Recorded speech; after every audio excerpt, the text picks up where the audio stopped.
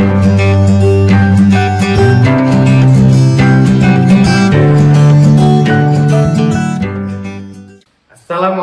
warahmatullahi wabarakatuh. Halo teman-teman, selamat datang di video pembelajaran IPS kelas 7 modul 3 unit 1. Perkenalkan, nama saya Ahmad Gilman Mati. Hari ini kita akan membahas sesuatu yang sangat dekat dengan kehidupan kita sehari-hari, yaitu interaksi sosial. Pernahkah kalian punya teman di sekolah, berdiskusi dalam kelompok, atau bekerja sama dalam sebuah permainan? Semua itu adalah contoh dari interaksi sosial. Tapi tahukah teman-teman bahwa interaksi sosial punya peran penting dalam membentuk masyarakat? Yuk kita pelajari lebih dalam, siapkan catatan kalian, dan mari kita mulai. Nah, untuk pembahasan yang pertama yaitu pengertian interaksi sosial. Interaksi sosial adalah hubungan timbal balik antara individu atau kelompok yang terjadi dalam kehidupan bermasyarakat.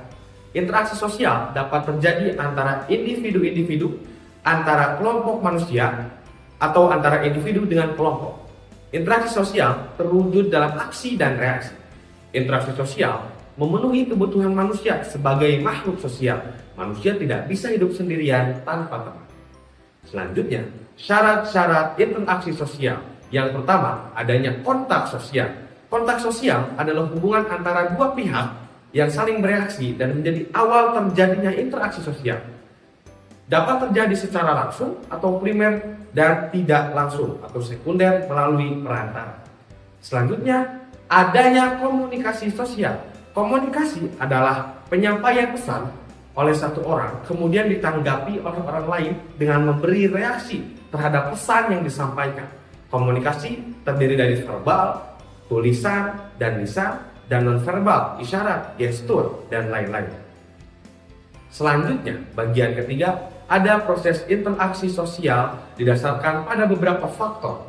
Yang pertama, ada sugesti. Sugesti adalah proses di mana seseorang menerima pengaruh dari orang lain atau lingkungannya sehingga mempengaruhi cara berpikir, perasaan, atau tindakannya tanpa adanya paksaan. Contohnya, seorang dokter berkata kepada pasiennya, "Jangan khawatir, dengan pola makan sehat dan olahraga rutin, kondisi kesehatan Anda pasti akan membaik." Pasien menjadi lebih termotivasi untuk menjaga kesehatannya. Lalu selanjutnya ada imitasi. Imitasi adalah proses meniru perilaku, sikap, gaya bicara, dan tindakan orang lain yang bersifat sementara. Contohnya, seorang anak meniru kebiasaan orang tuanya yang selalu membuang sampah pada tempatnya. Selanjutnya ada identifikasi. Identifikasi adalah proses psikologis dalam interaksi sosial di mana seseorang berusaha meniru, menghayati, menjadikan sifat atau karakter seseorang yang dikagumi sebagai bagian dari dirinya sendiri. Identifikasi biasanya lebih dalam dibandingkan imitasi karena tidak hanya meniru perilaku tetapi juga menyerap nilai-nilai, sikap, dan gaya hidup tokoh yang diidolakan. Contohnya, seorang mahasiswa yang ingin menjadi pemimpin hebat seperti Bung Karno sehingga ia mendalami cara berpikir, gaya berbicara, dan cara perjuangannya. Selanjutnya, ada simpati. Simpati adalah perasaan tertarik atau peduli terhadap orang lain yang mendorong seseorang untuk memahami dan merasakan keadaan atau emosi orang tersebut. Contohnya, seseorang membaca berita tentang korban bencana alam dan merasa prihatin meskipun tidak mengenal mereka secara langsung.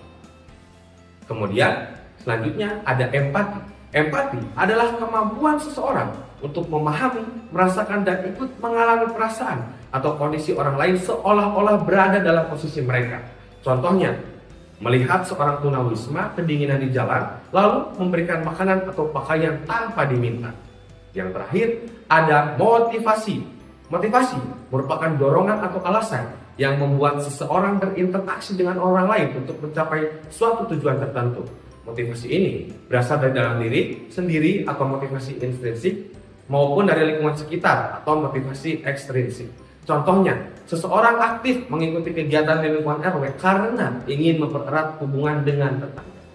Nah, selanjutnya pembahasan ciri-ciri interaksi sosial. Yang pertama, pelaku minimal ada 2 orang. Interaksi sosial tidak bisa dilakukan jika hanya oleh 1 orang. Harus ada minimal 2 orang yang saling berkomunikasi atau berperilaku untuk saling mempengaruhi satu sama lain. Selanjutnya, adanya komunikasi. Interaksi terjadi melalui komunikasi, baik secara verbal, kata-kata, maupun non-verbal, gestur, ekspresi wajah, dan bahasa tubuh. Selanjutnya, adanya suatu tujuan. Setiap interaksi sosial memiliki maksud atau tujuan, seperti membangun hubungan, bekerja sama, menyelesaikan masalah, atau sekedar basa-basi. Selanjutnya, adanya timbal balik. Interaksi tidak hanya satu arah, tetapi ada aksi dan reaksi antara pihak-pihak yang terlibat. Nah, selanjutnya di sini ada bentuk-bentuk interaksi sosial. Yang pertama ada proses asosiatif. Proses asosiatif adalah proses yang mengarah pada kerjasama dan kesatuan.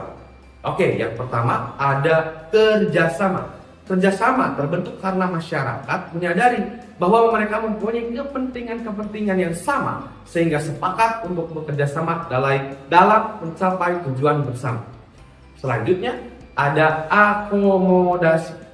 Akomodasi merupakan suatu proses penyesuaian antara individu dengan individu, individu dengan kelompok, atau kelompok dengan kelompok guna mengurangi, mencegah, dan mengatasi ketegangan serta kekacauan. Selanjutnya, asimilasi.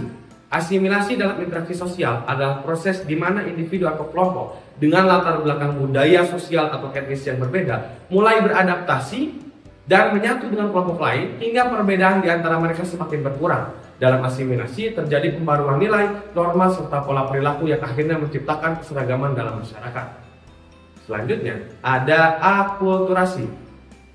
Akulturasi merupakan proses sosial di mana terjadi percampuran antara dua budaya atau lebih yang saling bertemu. Tetapi masing-masing budaya tetap mempertahankan ciri khasnya. Dalam akulturasi, unsur-unsur budaya baru dapat diterima dan diadaptasi tanpa menghilangkan identitas budaya asli kelompok tersebut. Kemudian ada proses disosiatif. Proses disosiatif adalah proses sosial yang mengarah pada perpecahan dan pertentangan. Yang pertama ada persaingan atau kompetisi. Persaingan terjadi ketika individu atau kelompok bersaing untuk mendapatkan sesuatu yang terbatas seperti sumber daya, status sosial, atau kekuasaan tanpa adanya konfrontasi langsung. Persaingan dapat bersifat positif atau mendorong inovasi dan kemajuan ataupun negatif menimbulkan ketimpangan sosial. Selanjutnya ada kontravensi. Kontravensi adalah bentuk interaksi sosial yang berada di antara persaingan dan konflik. Dalam kontravensi ada ketidaksepahaman dan ketidaksepakatan yang belum mencapai tingkat pertikaian terbuka, tetapi sudah menunjukkan adanya gejala ketegangan, keraguan, atau perlawanan secara tersembunyi. Selanjutnya, konflik. Proses sosial antara dua pihak atau lebih ketika ada salah satu pihak berusaha menyingkirkan pihak lain dengan cara menghancurkan pihak lain dan membuatnya tidak berdaya. Konflik berasal dari bahasa Latin configere yang berarti memukul. Nah, teman-teman, sekian saja pembahasan interaksi sosial pada kesempatan ini, dan nanti sampai berjumpa di materi-materi berikutnya. Terima kasih. Wassalamualaikum warahmatullahi wabarakatuh. Kunjungi sosial media lainnya seperti website kami di pkbmalkata.com, Facebook PKB Malkata Mananjaya, Instagram PKB Malkata _official. Dan terima kasih telah klik video ini. Jangan lupa like, comment, share, and subscribe untuk menunjukkan dukungan kamu terhadap channel ini. Enjoy the video. PKB Malkata.